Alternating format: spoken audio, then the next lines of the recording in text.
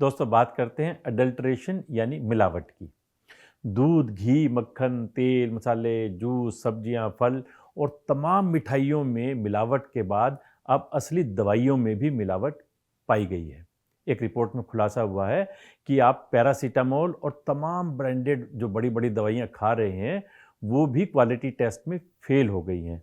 और इसीलिए आज हम सबसे पहले आपको इस मिलावट का एक सच बताएंगे।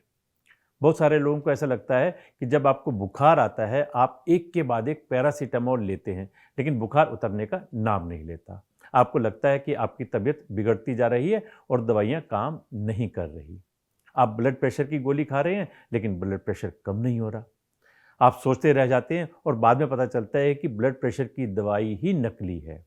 आप पेन डी जैसी दवाइयाँ खा रहे हैं ताकि आपका डाइजेस्टिव सिस्टम सही रहे, लेकिन उससे भी आपको कोई फर्क नहीं पड़ रहा। बाद में पता चलता है कि वो दवाई ही नकली थी या मिलावटी थी। आज हम जिस चिंताजनक रिपोर्ट का जिक्र करेंगे, उसमें दो बड़ी बातें हैं। पहले आप मिलावटी खाना खाएंगे, उसके बाद बीमार होंगे। बीमारी के बाद डॉक्टर के पास जाएंगे और डॉक्टर आपको जो दवाई लिख कर देगा, फिर उन्हें खाएंगे, लेकिन वो दवाइयाँ भी नकली घी की तरह मिलावटी होंगी। वो भी आपके ऊपर असर नहीं करेंगी। तो आप क्या करेंगे? आपके लिए तो और भी मुश्किल वाली बात होगी। पहले नकली खाना खाया, फिर डॉक्टर के पास आए तो दवाइयाँ भी नकली मिल गई। जिस रिपोर्ट की अब हम आपसे बात करेंगे, ये रिपोर्ट भारत सरकार की ही एक संस्था सेंट्रल ड्रग्स कंट्रोल ऑर्गेनाइजेशन ने जारी की है और ये भारत की सबसे बड़ी ड्रग रेगुलेटरी बॉडी है। दूसरी बात ये कि इस रिपोर्ट के दो हिस्से हैं। पहली रिपोर्ट में 48 दवाइयों के नाम है और दूसरी रिपोर्ट में 5 दवाइयों के नाम है। और ये जो दूसरी रिपोर्ट है, इसीलिए अलग से जारी करनी पड़ी क्योंकि इन दवाइयों को बनाने वाली कंपनियों का कहना है कि इस संस्था ने जिस बैच की दवाइयों की जांच की है, वो सारी दवाइयां नकली हैं और इन बड़ी बड़ी कंपनियों ने उन दवाइयों को बनाया ही नहीं है। इसीलिए आपकी समझ के लिए पहले ये बता दें कि 48 दवाइयाँ तो ऐसी हैं जिन्हें बड़ी-बड़ी कंपनियों ने बनाया है, लेकिन वो मिलावटी निकली हैं। और 5 प्रकार की दवाइयाँ ऐसी हैं जो बड़ी-बड़ी कंपनियों की हैं, लेकिन असल में उन कंपनियों ने इन्हें नहीं बनाया है। वो पूरी तरह से नकली हैं। इन 5 दवाइयों में सबसे पहले नंबर पर है पेंटोसिड, जो काफ़ी मशहूर है और पेट में गैस जलन और एसिडिटी होने पर अक्सर खाई जाती है। आप में से बहुत सारे लोगों ने जीवन में इस गोली को ज़रूर खाया होगा। बहुत सारे लोग तो इसे नियमित रूप से खाते हैं। दूसरी मिलावट वाली दवाई है टेल्मा एच और जिन लोगों को हाई ब्लड प्रेशर रहता है, उन्होंने ये दवाई ज़रूर खाई होगी। ये दवाई हिमाचल प्रदेश की एक बहुत बड़ी फार्मा कंपनी बनाती है जिसका नाम है ग्लेनमार्क। इस रिपोर्ट के मुताबिक इस कंपनी के नाम से ये टेल्मा एच दवाई मिल रही है, वो नकली है। तीसरी दवाई है उर्सोकोल 300। ये टैबलेट जो लोग लेते हैं उन्हें अक्सर लीवर की कोई ना कोई बीमारी होती है। चौथी दवाई का नाम है डिफकॉर्ट 6 और ये दवाई अस्थमा, गठिया, एलर्जी होने पर खाई जाती है और ये भी बहुत कॉमन दवाई है जो भारत में कई घरों में खाई जाती है, लेकिन ये दवाई भी नकली हो सकती है। पांचवी दवाई है पेल्मोसिल और ये दवाई भी भारत की मशहूर कंपनी सन फार्मा कंपनी में बनाई जाती है, लेकिन कंपनी का कहना है कि जो दवाई टेस्ट में फेल हुई है, वो दवाई किसी और ने उनके नाम से बनाई है, उनकी ओर से ये नहीं बनाई गई है। इन पांचों दवाइयों के अलावा 48 दवाइयां ऐसी हैं जो नकली नहीं हैं, ब्रांडेड हैं, असली हैं, लेकिन टेस्ट में फेल हो गई। क्वालिटी उनकी घटिया है, बेकार है। उन दवाइयों में सबसे पहले नंबर पर है पैरासीटामोल। जब भी आपको बॉडी पेन होगा या बुखार होता होगा, आप इस दवाई को ज़रूर लेते होंगे। कई लोग तो हमारे देश में ऐसे हैं जो डॉक्टर की बिना सलाह लिए आंख बंद करके इस दवाई को ज़रा सा बुखार या बॉडी पेन होने पर ले लेते हैं, लेकिन ये दवाई मिलावटी है। क्वालिटी के मामले में ये असली दवाई भी खराब निकली है। एक बार फिर से सुन लीजिए, अब हम नकली दवाई की बात नहीं कर रहे, अब हम असली दवाई की बात कर रहे हैं जो आप खाते हैं, लेकिन इनकी क्वालिटी खराब है।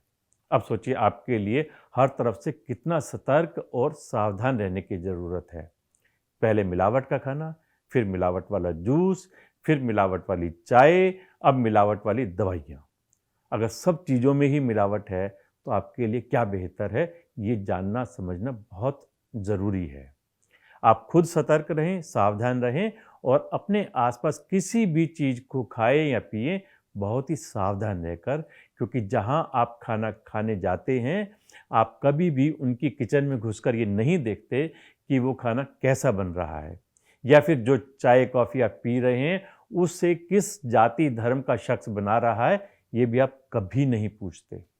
मसूरी में एक व्यक्ति चाय में थूक कर वहां पहुंचे पर्यटकों को पिला रहा था। जब वहां पर मौजूद एक युवक ने देखा तो उसने इसका वीडियो बनाया, जाकर इसका विरोध किया, लेकिन वो उल्टा उस पर ही भड़क गए, जिसके बाद पुलिस की मदद ली गई और उन्हें गिरफ्तार किया गया। लेकिन आज भी हम उसी सवाल पर उठ के अटके हैं कि आखिर कब तक इसी तरह से मिलावटी जीवन हम जीते रहेंगे, मिलावटी खाना पीना दवाइयाँ खाते रहेंगे। इसलिए हमारी सलाह है, सावधान रहिए, सतर्क रहिए।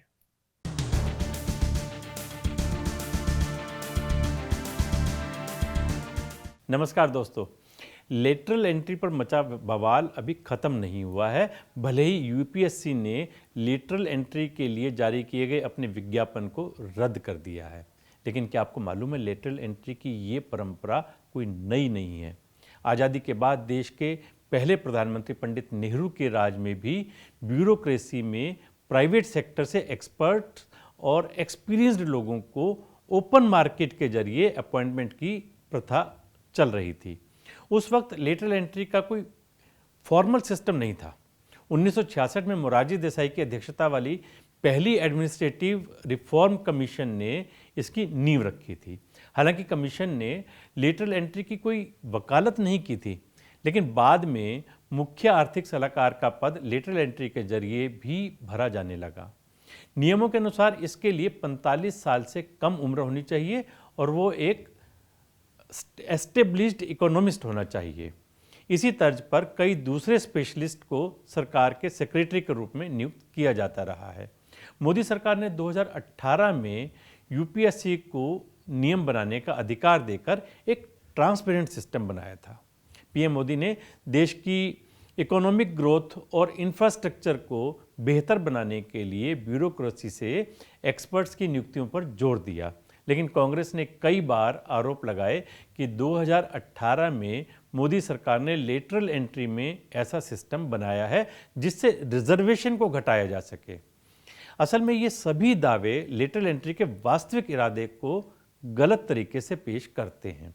लेटरल एंट्री का मतलब बिना एग्जाम के सीधी भर्ती से है। इसके जरिए केंद्र सरकार यूपीएससी के बड़े पदों पर प्राइवेट सेक्टर के एक्सपर्ट्स की सीधी भर्ती करती है। इसमें revenue, finance, economy, agriculture, education, इस तरह के एक्सपर्ट्स को इस सेक्टर में लाने के लिए लोगों को शामिल किया जाता है। ब्यूरोक्रेसी में लेटरल एंट्री कोई शॉर्टकट नहीं है। असल में ये लेटरल एंट्री के खिलाफ कांग्रेस का एक सोचा समझा अभियान है, जो अतीत को अपनी गलतियों को छिपाने की एक नाकाम कोशिश कर रहा है। कांग्रेस राज में लेटरल एंट्री का संबंध पार्टी या परिवार के चहेतों को पहुंचाना था, न कि सरकार की ब्यूरोक्रेसी की जरूरतों को। राहुल गांधी जी लोकसभा में नेता प्रतिपक्ष भी है, वो संवैधानिक पद पर है, बोलते समय ध्यान ही नहीं रख रहे हैं। वो कहते हैं लेटरल एंट्री के माध्यम से आरएसएस के लोगों को भर्ती किया जा रहा है। हम ये कहना चाहते हैं, डॉक्टर मनमोहन सिंह जी भी तो लेटरल एंट्री के ही पार्ट थे। 1976 में सीधा आपने फाइनेंस सेक्रेटरी कैसे बनाए जी? आपके जो प्लानिंग कमीशन के उपाध्यक्ष अहलुवालिया जी, मोन्टेग सिंह अहलुवालिया, वो भी लेटरल एंट्री के ही पार्ट थे। तो ऐसे ऐसे आपको सैकड़ों उदाहरण मिल जाएंगे। प्रधानमंत्री जी नरेंद्र मोदी जी आए तब उन्होंने कहा इसकी कोई व्यवस्था है क्या, या जिसके जी चाहे उसको ही ले लेते हैं।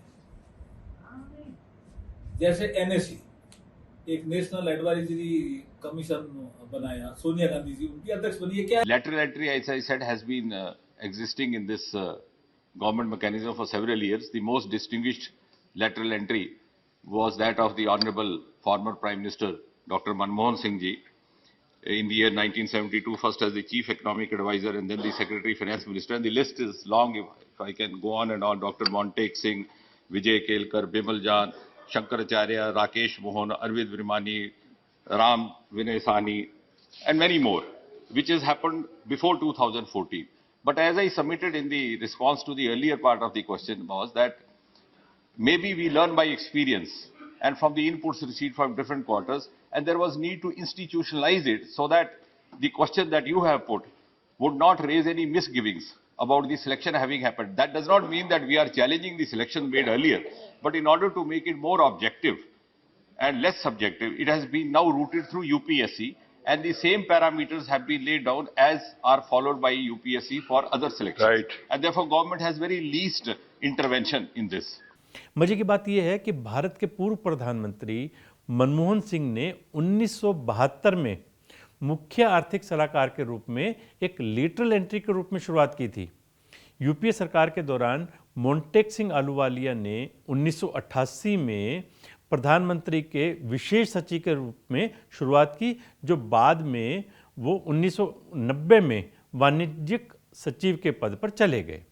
दूसरे कई ऐसे एग्जाम्पल हैं, जैसे विजय केलकर जो 1994 में पेट्रोलियम और नेचुरल गैस मिनिस्ट्री में सचिव के रूप में शामिल हुए, विमल जालान जो 1981 में मुख्य आर्थिक सलाहकार के रूप में शामिल हुए, प्रकाश टंडन जो मुख्य व्यापार निगम के प्रमुख थे, केपीपी नाम्बियार इलेक्ट्रॉनिक्स विभाग में मुख्य सचिव थे, सुमन दुबे सूचना और प्रसारण मंत्रालय में प्रेस सलाहकार थे।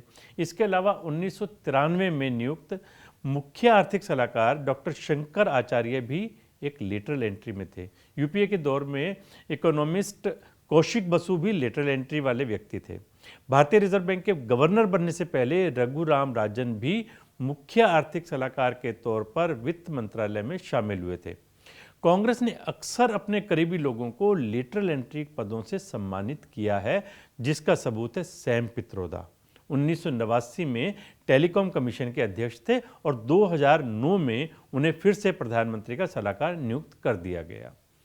ऐसे कई एग्जाम्पल हैं जो कांग्रेस की दलितों और पिछड़ों के हिमायती बनने के झूठ का पर्दाफाश करते हैं। एससी, एसटी, ओबीसी के खिलाफ कांग्रेस के भेदभाव का इतिहास केवल लेटरल एंट्री तक ही सीमित नहीं है।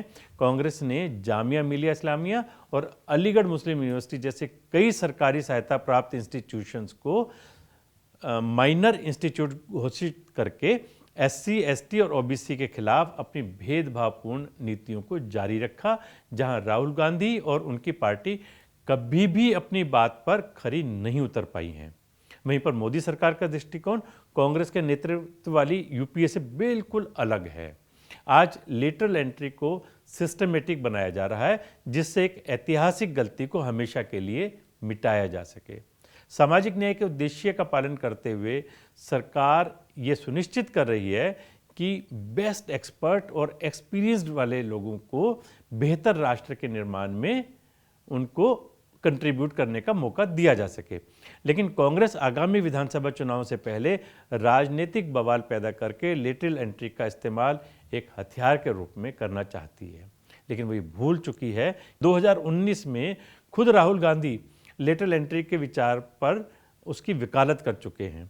भले आज वो लेटरल एंट्री का इस्तेमाल खुद के राजनीतिक कैरियर के लिए लॉन्च पैड के रूप में कर रहे हैं, लेकिन अब पब्लिक समझ गई है कि पॉलिटिकल ड्रामा करके पुरानी गलतियों को छिपाया नहीं जा सकता। आइए बढ़ते हैं अगली खबर की ओर।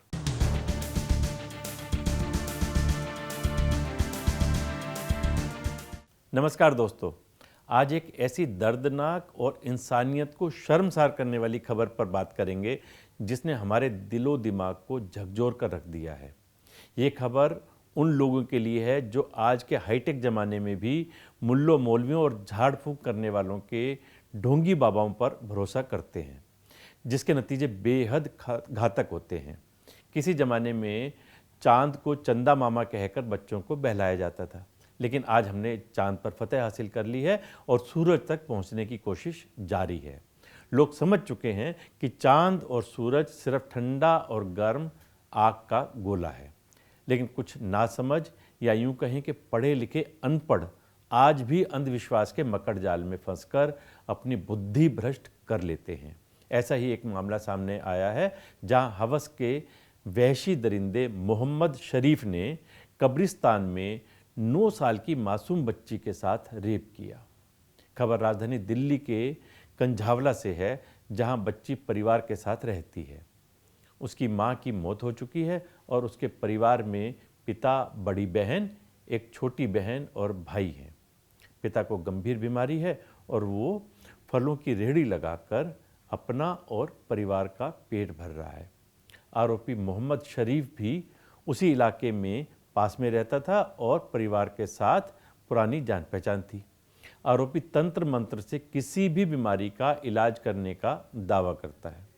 उसने अपने इलाके में लोगों के बीच भूत पिशाच और अंधविश्वास का ऐसा मकड़ जाल बुन रखा था कि लोग उसके झांसे में आकर उसकी हर बात पर भरोसा कर लेते थे। वो मासूम बच्ची के बीमार पिता का इलाज करने के लिए उसके घर आता जाता था। परिवार के लोग उसकी हैवानियत भरी निगाहों से अनजान थे। मोहम्मद शरीफ नाम का ये तांत्रिक काफ़ी लंबे समय से मासूम बच्ची पर नज़र गड़ाए हुए था। इसकी भनक उसने किसी को भी नहीं लगने दी। एक दिन उसने मौका पाकर पिता के इलाज के बहाने से अधेड़ उम्र के इस वहशी दरिंदे ने झाड़ फूंक के लिए बच्ची को कब्रिस्तान में बुलाया और उसके साथ जबरन रेप कर दिया। चौंकाने वाली बात यह है कि इस हैवान ने बच्ची को 51 रुपये देकर कहा कि अगर उसने ये बात किसी को बताई तो उसके पिता की मौत हो जाएगी। डरी सहमी बच्ची गुमसुम सी घर पहुंची और उसने किसी को ये बात नहीं बताई। लेकिन अगले दिन बच्ची की तबीयत बिगड़ी। उसे फ़ौरन अस्पताल ले जाया गया। वहाँ उसके साथ हुए रेप का खुलासा हुआ। बड़ी बहन ने जब उससे पूछा तो उसने पूरी बात बता दी। वारदात की सूचना मिलते ही पुलिस ने तांत्रिक मोहम्मद शरीफ को गिरफ्तार कर पोक्सो एक्ट के तहत केस दर्ज कर दिया। मेरे घर पे आया था, मेरी लड़की को बोला, मुझको ही बोला कि जा लौंग मंगा ले, एक अगरबत्ती मंगा ले। लेके मंगवाया मैंने, मंगवा कर एक गिलास पानी रखा, मेरी लड़की के हाथ में 7 लौंग डाला, बोला 7 बार पापा के सर पे घुमाओ। मेरी लड़की घुमाया, घुमा के पानी में डलवा दिया। पानी में डलवाने के बाद फिर बोला मेरी लड़की को तू इसको लेके चल साथ में। बस इतनी बात है, वहां ले जाके ऐसे ऐसे हरकत किया है इसने। ऐसा ही एक और मामला बाराबंकी में सामने आया। वहाँ एक शख्स ने अपनी 10 साल की मासूम बच्ची को बीमार बेटे के लिए पानी में फूंक लगवाने के लिए बेगमगंज मोहल्ले में रहने वाले तांत्रिक सैयद हबीब अहमद कादरी के पास भेजा। लेकिन उस हवस के भूखे मुल्ला ने मासूम बच्ची को घर के अंदर ले जाकर रेप करने की कोशिश की।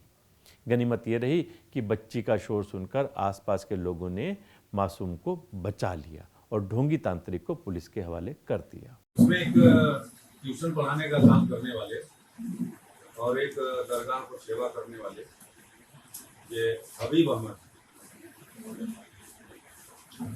के द्वारा अपने भाई की बीमारी को ठीक कराने के लिए ये कुछ झाड़ फूंक का भी काम करते हैं। एक बच्ची उनके यहाँ गई झाड़ फूंक के लिए, वहाँ पर इनके द्वारा अश्लील हरकत की गई और सारे तथ्यों के दृष्टिगत छानबीन किया गया। ये जो हबीब अहमद हैं अरेस्ट किए गए, इनके खिलाफ आवश्यक वैधानिक कार्रवाई की जा रही है। दोस्तों, इन दोनों मामलों के आरोपी भले ही आज सलाखों के पीछे हैं, लेकिन इनके जैसे ना जाने कितने ही हबीब अहमद कादरी और मोहम्मद शरीफ शराफत का जामा पहने खुलेआम घूम रहे हैं, जिनसे अपनी मासूम बच्चियों की हिफाजत करना बेहद ज़रूरी है। एनसीआरबी के मुताबिक भारत में हर 20 मिनट में एक महिला का रेप होता है। हैरानी की बात यह है कि रेप के मामलों में 96% से ज़्यादा आरोपी महिला के जानकार ही होते हैं। आंकड़ों के मुताबिक साल भर में 4 लाख से ज़्यादा महिलाओं के खिलाफ अपराध दर्ज किए जाते हैं। इनमें किडनैपिंग, छेड़छाड़, ट्रैफिकिंग, दहेज, हत्या और एसिड अटैक जैसे अपराध शामिल हैं। भले ही निर्भया कांड के बाद कानून को बेहद सख्त कर दिया गया था, लेकिन उसका कुछ खास असर दिखाई नहीं दे रहा है। आंकड़ों के मुताबिक देश में रेप के मामलों में सजा मिलने की दर 27-28% है, यानी 100 रेप के मामलों में सिर्फ 27 मामलों में ही आरोपी दोषी साबित होते हैं। बाकी मामलों में आरोपी को सबूतों के अभाव के कारण बरी कर दिया जाता है। ये वो आंकड़े हैं जो पुलिस स्टेशनों में दर्ज होते हैं, लेकिन ऐसे कितने ही अनगिनत मामले होते हैं जो कभी दर्ज ही नहीं होते। कभी आरोपी की रसूख की वजह से, कभी परिवार की बदनामी की डर की वजह से ये सब मामले दब जाते हैं।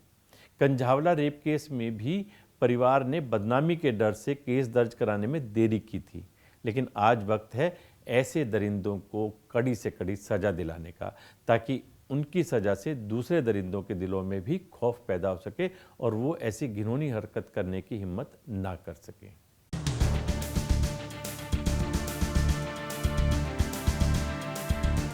क्या आपने कभी चींटी की चटनी खाई है? सुनकर आप चौंक गए होंगे, लेकिन ये 100% सच है।